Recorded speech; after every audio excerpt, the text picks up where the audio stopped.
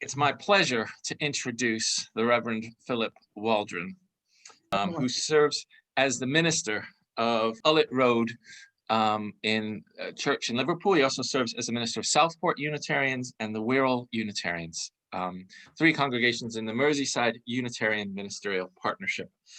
And Ullet Road, which I think we'll be primarily talking about, has a really proud history. I won't go into too much depth because Phil can talk about all that, but has been a fixture in Liverpool's culture and social justice for a long, long time.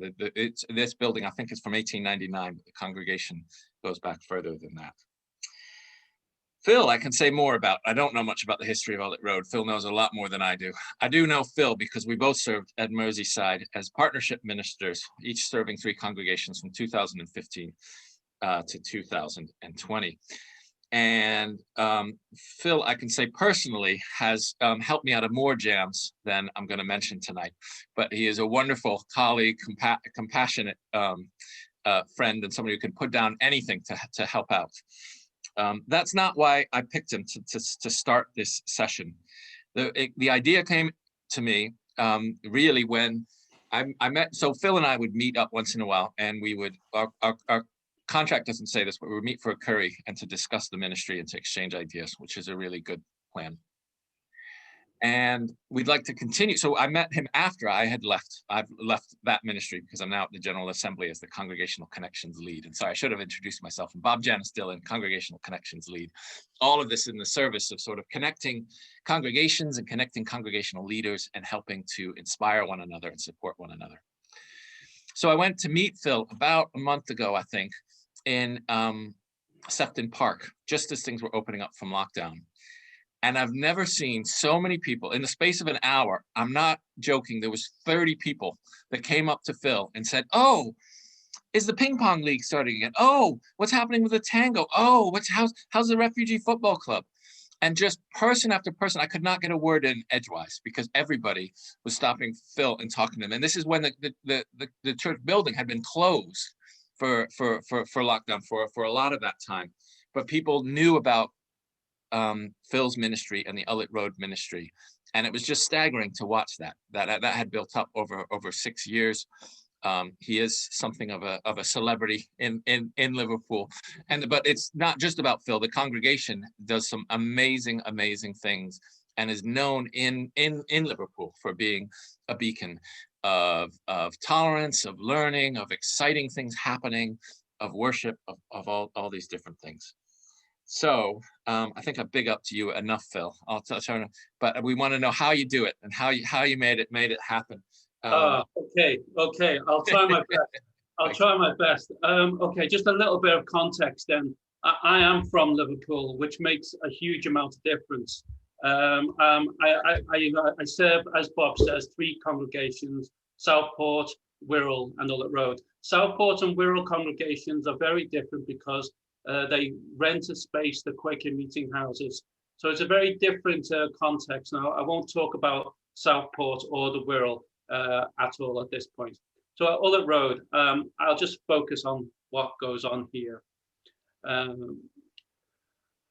One of the ingredients, as I says, is knowing my community. Being a Scouser really helps, and knowing the geography works well with the community. That's one ingredient. Another ingredient for growth is before I went to theological college, I studied and specialized in community theatre, which is a grassroots type of theatre. And one of the types of theatre I explored was theatre of the oppressed, which is opposed to oppression. And of course, there are overlaps with liberation theology. And so my perspective, like so many of my colleagues, was really about exploring a church that is rooted in a space where you feel free, liberated, and unencumbered. And of course, the spiritual nourishment, which can be defined in many ways. And for me, it starts with the basics. The basics of growth is hospitality. We start at the basics. Good communication and being present, working with and rooted with the people in the everydayness, meeting people where they are. And this is all hard work. There's so much energy. It demands so much time. But I want to share with you just a story of about a theatre company in the 1970s that started up in the north of Cumbria in Ulverston. And they quickly realized when they came up to Ulverston that there'd be a negative perspective towards them, because actors were seen as a negative. They weren't seen as a great work ethic. So this theatre company decided to rent a shop with huge windows so everyone could see what they were doing. They would be working late in the night, working hard, doing props and rehearsals and staging. And over time, they won the respect of the town and the community. And the key thing for me about the growth was that they were being transparent in all that they were doing. So the theatre company was called Welfare State International, and they were a very successful theatre company, and globally. Now they're retired now.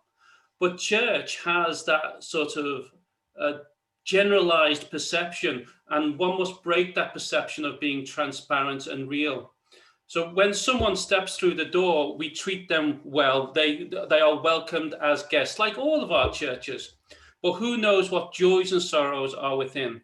I do not care of academic qualifications they have. I do not care for titles. I care about as they are, in the moment when we see them. And when we see them, there's an opportunity of creating a relationship. And out of that relationship are born possibilities. And it is those possibilities, with hard work, we can create something new in our churches. And in that relationship, there must be trust. We must build that on trust. And we see where it goes. And for me, it's about allowing people to have their space, time, and energy in the church, and holding them in trust, holding them in support. And I want to talk about support in a moment. But now there's an arguing that I serve a church that has lots of space, and it is a beautiful, attractive church. There's so much I've got as an advantage. But another ingredient for people to come to church is that beauty. But here's an interesting question. Why hasn't this happened before? When I came to this church, it was very quiet. Hardly anything was happening. It's all about creating relationship outside the doors and keeping the doors open. It's about building that trust and offering support in our community. So each group that want to come to the church are subsidized. Sometimes the space is offered for free, and we build on that. For groups to be successful, it has to be consistent. No matter what poster you've got outside the church, no matter what your website says, it is the word of mouth that will capture the attention of your community. And filling pews was not my main purpose for growth. It was a secondary thing. Sometimes we need to go at an oblique angle rather than going straight on at it. You can't go ahead on onto something and you're going to win it. It's like choosing your battles. You're not going to focus on growth. It's a battle you're not going to win. So focusing on church growth is not my concern, but it is a byproduct of how we work in the community. It's a byproduct of how we work in the community. So at Ullet Road Church, I decided not to specifically have coffee mornings in the church. Though we do have it, I rarely attend them. I decided to advertise my presence away from the church. Churches seem very scary spaces for a lot of people, and it takes courage to step into a church for the first time. And there's a lot of Catholic refugees out there that need a safe space. It takes courage, as it says, to come into a church. So finding a neutral ground allows others to be on the same level as you. Those who are interested in church can find that safe space. Finding that neutral ground allows others to be on the same level as you. In fact, that's how my football team was founded. It was founded in a coffee shop in neutral ground. And I meet wonderful people on this neutral ground. And I reassure them that our church, like all our churches, are safe spaces.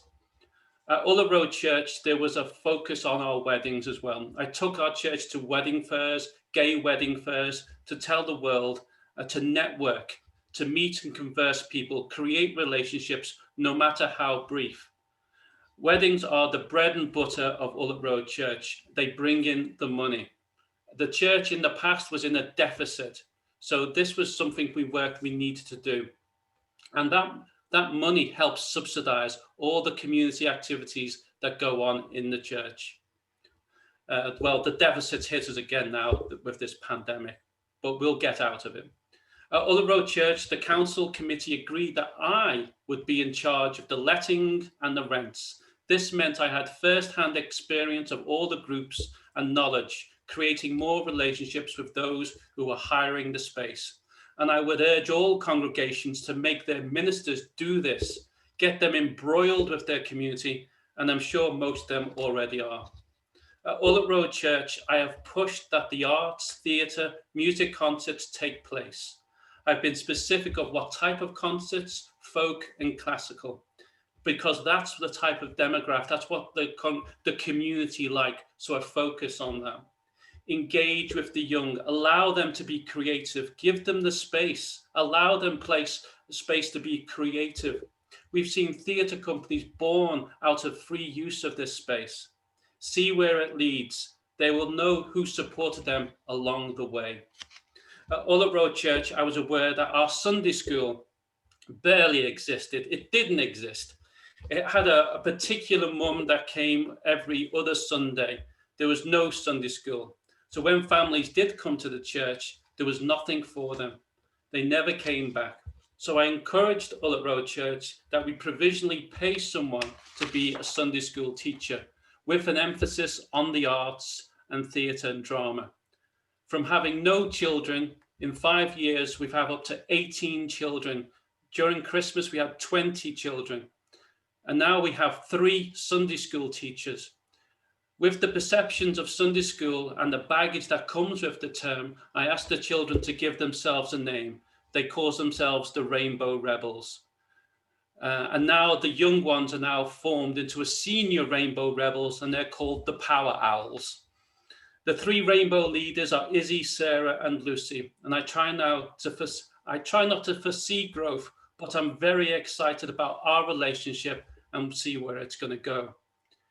The children's emphasis at the moment is about raising money for street children, young girls in Sierra Leone.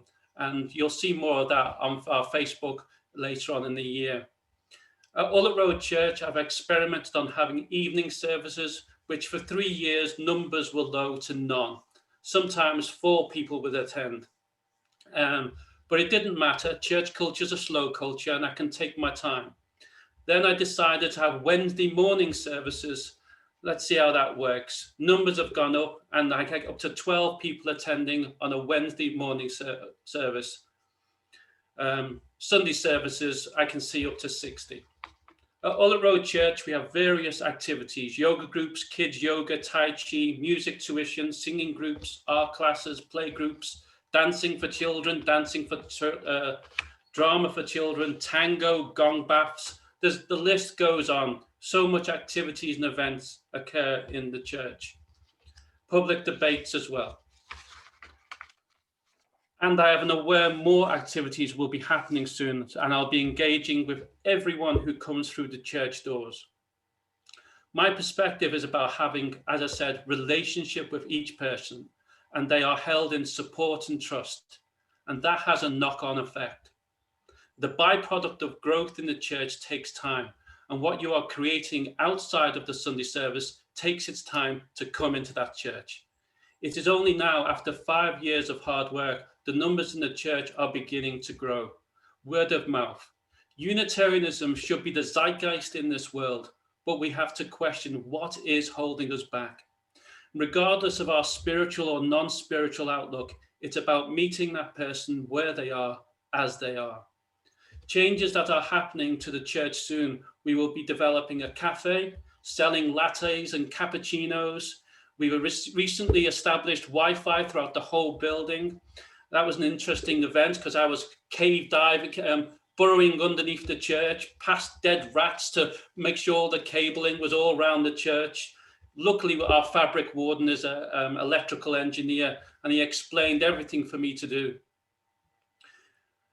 Money made from the cafe will continue our social work with our refugee football team, and who knows where it will lead.